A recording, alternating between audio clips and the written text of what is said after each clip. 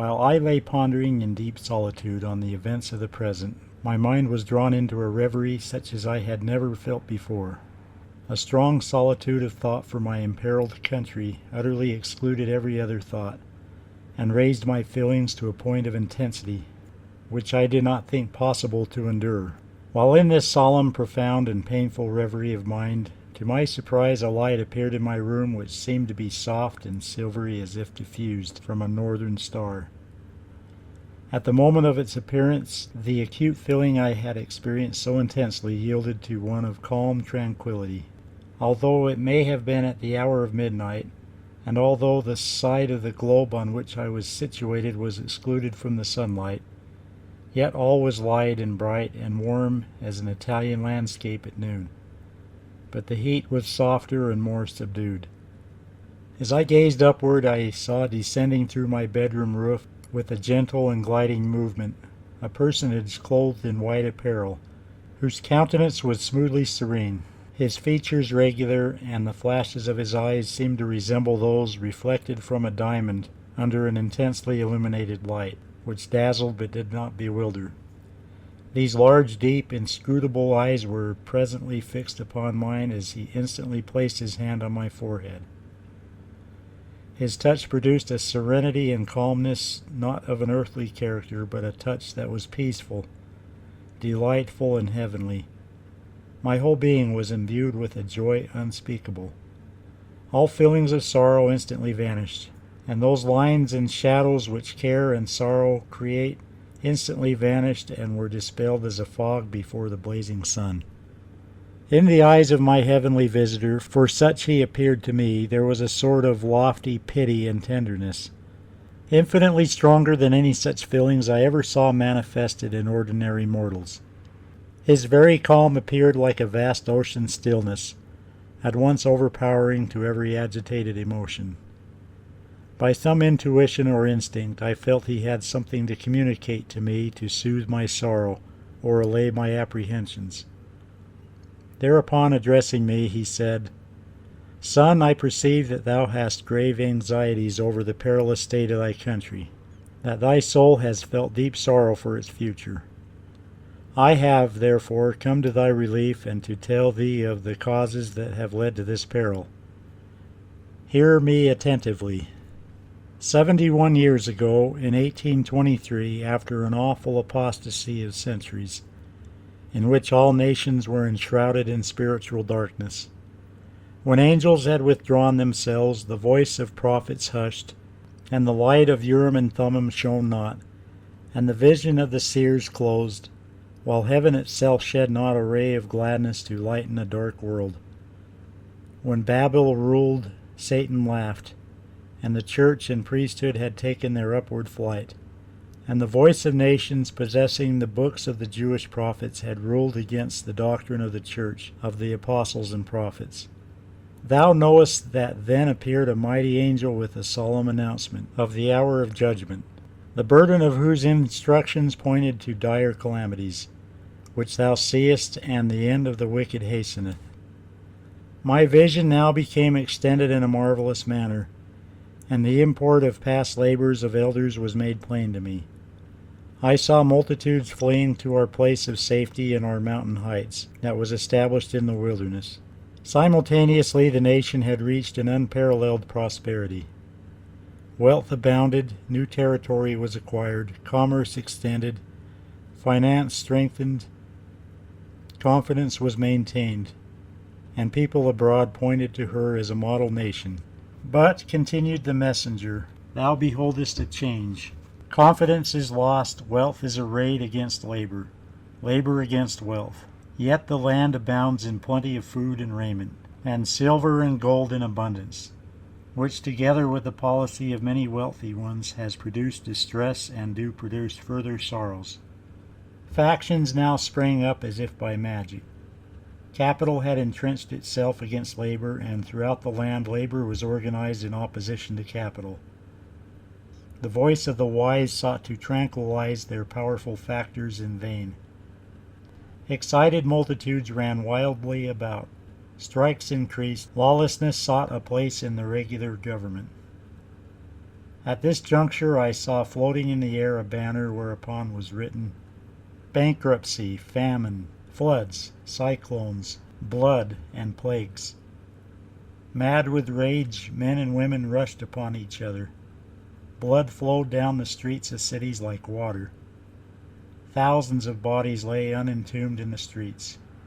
Men and women fell dead from terror inspired by fear. This was but the precursor of the bloody work of the morrow. All around lay the mournfulness of a past in ruins.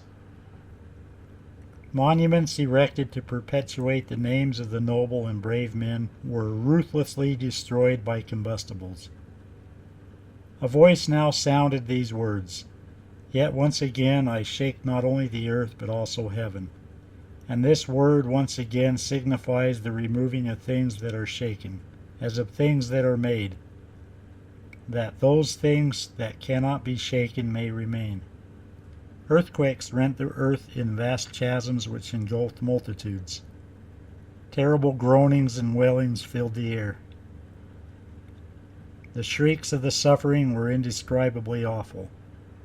Waters rushed in from the tumultuous ocean, whose very roaring under the mad rage of fierce cyclones was unendurable to the ear. Cities were carried away in an instant.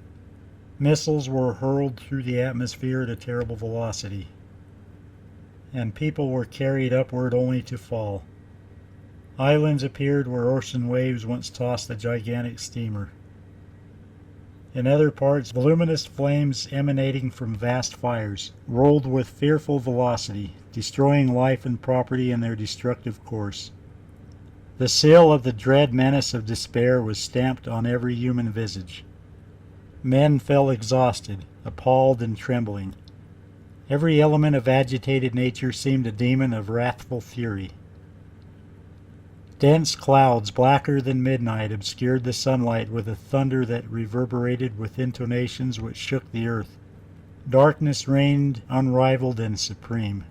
Again the light shone, revealing an atmosphere tinged with a leaden hue, which was a precursor of an unparalleled plague, whose first symptoms were recognized by a purple spot which appeared on the cheek or on the back of the hand, and which invariably enlarged until it spread over the entire surface of the body, producing certain death. Mothers at the sight of it cast away their children as if they were poisonous reptiles. This plague in grown persons rotted the eyes from their sockets and consumed the tongue as would a powerful acid or an intense heat. Wicked men suffering under its writhing agonies cursed God, and died while they yet stood on their feet, and birds of prey feasted on their carcasses. I saw again in my dream the messenger appear with a vial in his right hand. He addressed me, saying, "Thou knowest somewhat of the chemistry taught in the schools of human learning. Behold now a chemical sufficiently powerful to change the waters of the sea."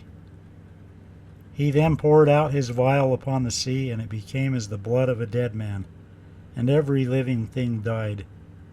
Then other plagues followed, which I forbear to record. A foreign power had enroded the nation, and from every human indication it appeared as if it would seize the government and supplant it with monarchy. I stood trembling at the aspect when a power arose in the West which declared itself in favor of the Constitution in its original form. To this suddenly rising power, every lover of constitutional rights gave hearty support. The struggle was fiercely contested, but the stars and stripes floated in the breeze, and bidding liberty to all, waved proudly over the land. Among the many banners I saw one inscribed thus, "The government based on the Constitution now and forever." On another there was "Liberty of conscience," and there were several others, both religious and political.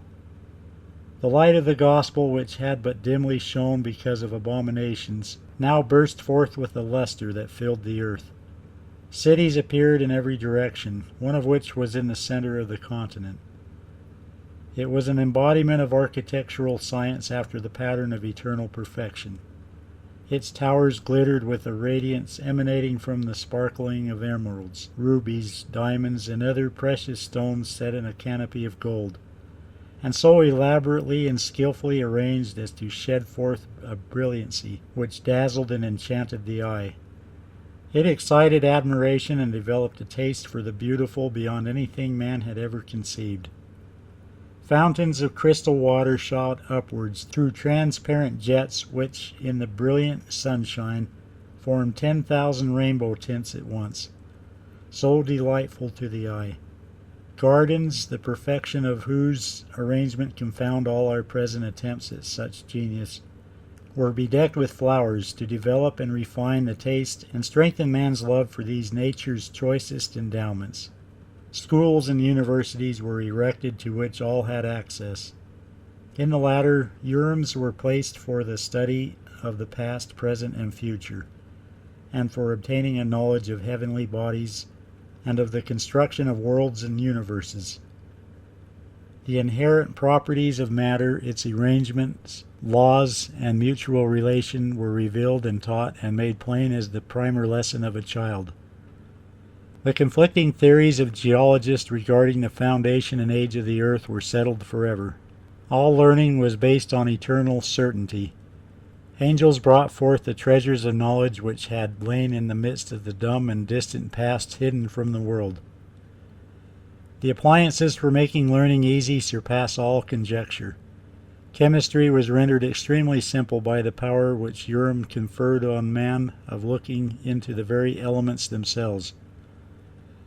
A stone furnished no more obstruction to human vision than the air itself. Not only were the elements and all their changes and transformations plainly understood, but the construction, operation, and laws of spirit elements were also rendered equally plain as those which govern the coarser elements. While looking through the Urim and Thummim, I was amazed at the transformation, which even now is to me marvelous beyond description, clearly showing the manner in which particles composing the inorganic kingdom of nature are conducted upward to become part of organic forms. Another astonishing revelation was a view clearly shown to me of the entire circulation of the blood, both in man and animals. After seeing these things and gazing once more upon the beautiful city, the following sounded in my ears: Out of Zion the perfection of beauty, God hath shined. On this I awoke to find it all a dream, whereupon I wrote the foregoing, which is based on true principles.